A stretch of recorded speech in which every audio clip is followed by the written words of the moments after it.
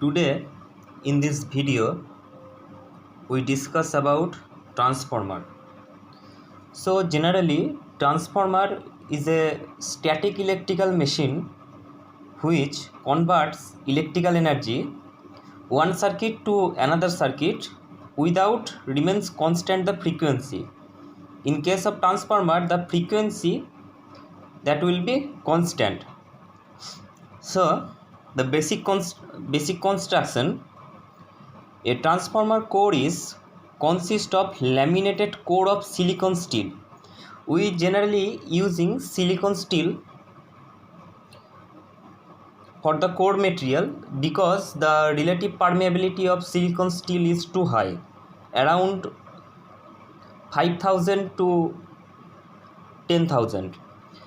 In that case we are using silicon steel, and two winding is placed on it. One is high voltage side and another is low voltage side. So in this figure you can see that this is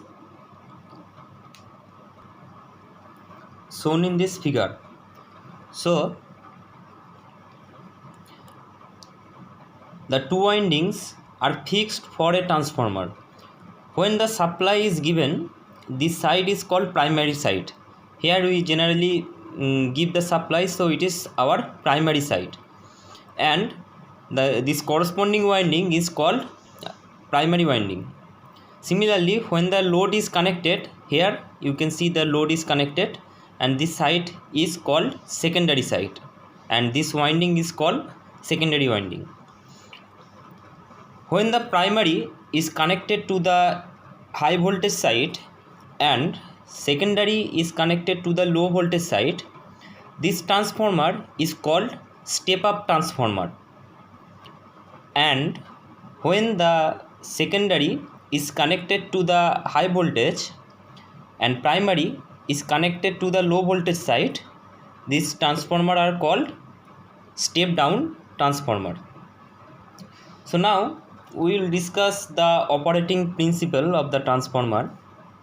So generally a transformer working on the principle of Faraday's law of electromagnetic induction. So in that case, so according to this law, an EMF is induced in a coil if it is linked in a changing flux. So here we can see that this is the circuit of a transformer, and here in the primary side, here connected n number of turns, and the secondary is connected primary is connected with n1 number of turns and secondary is connected with n2 number of turns.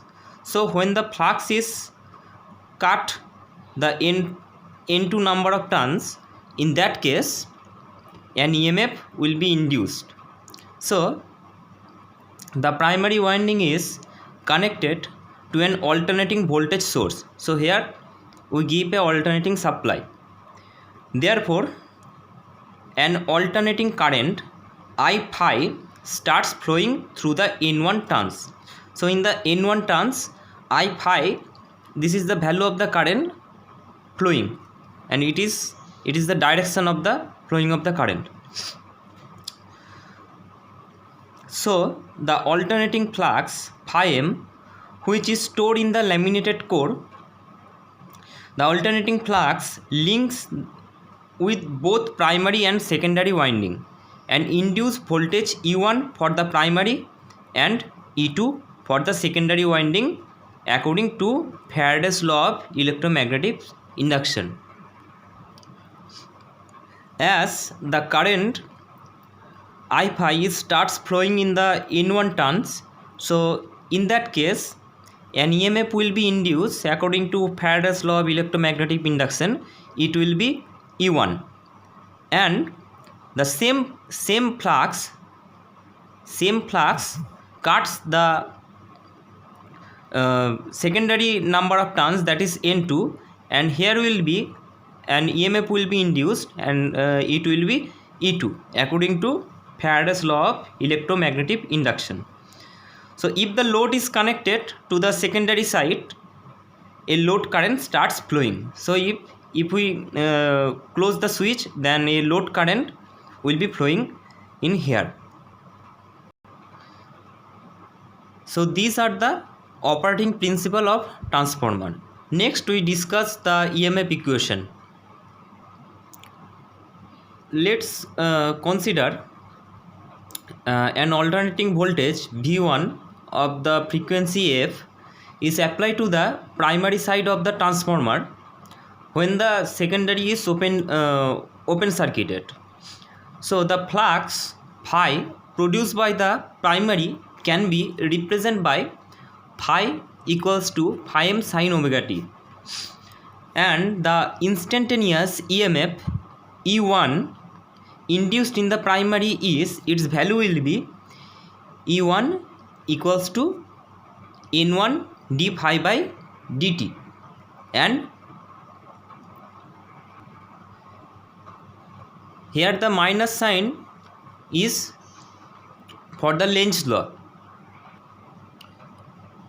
So according to Lenz law, the voltage induced in the primary E1 acts in a direction so as to oppose what is causing it. That means the MMF set up by the primary current will oppose the mutual flux phi which is producing E1. So that's why the minus will be here. So now we know the value of phi, that is phi m sin omega t. So we put the value of phi, that is minus n1 d phi sin omega t. Now we derivative, and it will be as the omega is constant, phi m is constant, so it will be omega n1 phi m cos omega t, and the value of omega, that is twice pi f. So we put the value of omega, that is 2 pi f n1 phi m cos omega t. Now we can write twice pi f n1 phi m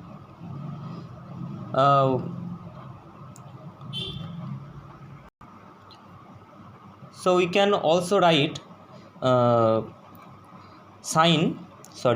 it will be omega t minus 90 degree. So now it is clear from the above equation that maximum value induced EMF in the primary, so the value will be maximum when the value of sin omega t minus 90 degree equals to 1. So the maximum value of the EMF will be we can represent it with E m1. It will be twice pi f n1 phi m, and we generally consider the RMS value. So the RMS value will be, we can write E1 is equals to Em by root 2. So twice pi f n1 phi m by root 2, and these values are constant, twice pi f by root 2, 2 pi by root 2, this value is constant, so it will be 4.4 phi n1 phi m, and the RMS value of E2 of the secondary EMF will be E2 is equals to 4.44 f into phi m. So these are the EMF equation of transformer. Now we discuss what happen if we connected the primary side of a transformer with a DC source. So a transformer cannot operate on DC supply and never be connected to a DC source. If a rated DC voltage is applied to the primary of a transformer, the flux produced in the transformer core will not vary but remain constant in magnitude, and therefore no EMF will be induced in the secondary winding except at the moment of the switching on. So this is the main reason. So the nature of the flux will be remain constant in magnitude, right? So no EMF will be induced in the secondary. So thus the transformer is not capable of rising or lowering the DC voltage. Also there will be no self induced EMF in the primary winding, which is only possible with varying flux leakage. So we can get the varying flux leakage only the if we connected the DC supply, AC supply to oppose the apply voltage, and since the resistance of the primary winding is quite low, a heavy current will be flow through the primary winding, which may burn the primary winding. This is the reason we are not using DC in the primary side. So thank you.